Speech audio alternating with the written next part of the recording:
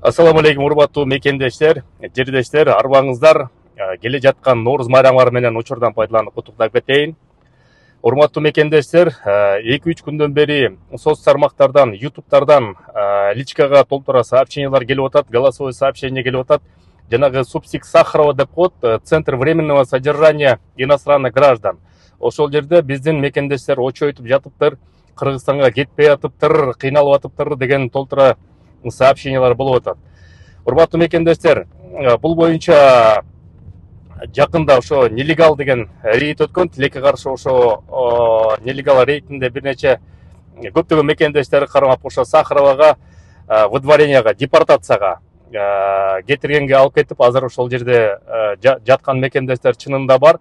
Аны болсо биз ошо Кыргыз диаспора кеңеши жааматыбыз менен эртең Нооруз күнү барып, ошо мекендештер менен жолугуп, ал акыбалын билип, андан тышкары ошо Нооруз менен бир аз куттуктап, өзүбүздүн аш чайыбызды, пловду алып алып, ошо жолугушуп келели деп атабыз, Кудай буйруса.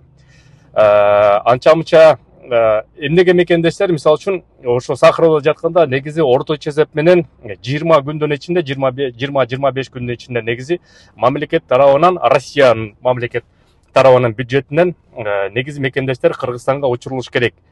10 рабочий күн деп коет, 10 жумуш күнүнүн ичинде жанагы соттогондон кийин 10 жумуш күн күтүшөт. Себеп деген 10 күнүнүн ичинде эгер туугандары, жакындары жок, ошол депортация менен мен макул эмесмин.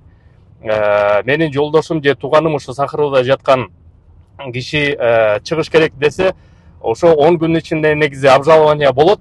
Ошон үчүн 10 күн, 10 рабочий күн өтөт. 10 рабочий күнүн ичинде эч ким обжалованияга бербесе судебный приставтарга, анда документин текшерип туруп, консулдук бөлүм менен биргеликте документтерин запрос кылып, жарандыгын тактап туруп, анан кийин мекенге жөнөткөнгө уже даярдай баштайт.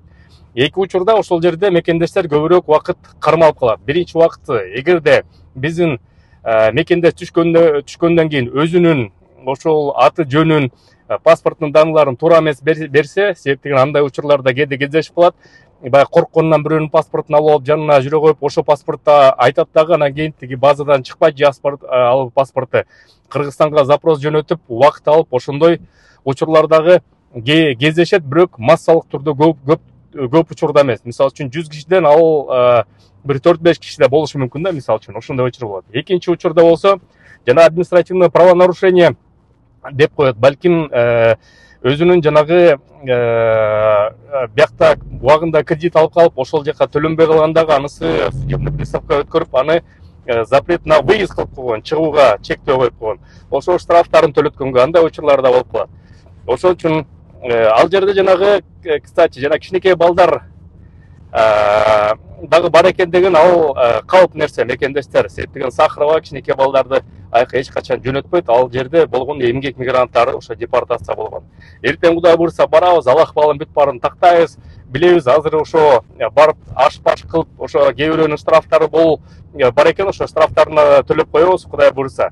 Анан кийин колдойм деп атса, биз да бар жардам берет элек дегендер толтура чыгып атат. Ашын көтөрүп бере коюн, тягын көтөрүп бере коюн деп. Азыр мен астына биздин ошо Кыргыз диаспора кеңешинен атынан тиги карта, Сбербанк картасын жөнөтүп коем, ошого кошумчаңызды кошуп койсоңуздар болот. Аманатты жеткизип коебуз. Сак саламат болуңуздар мекендештер. Эртең ошо Сахарова барып келгенден кийин кичинекей кыскача видео отчет сизге жөнөтөбүз. Силер менен Кыргыз диаспора кеңеши төрагасы мен Кубанычбек Осмонбеков. Көрүшкөнчө.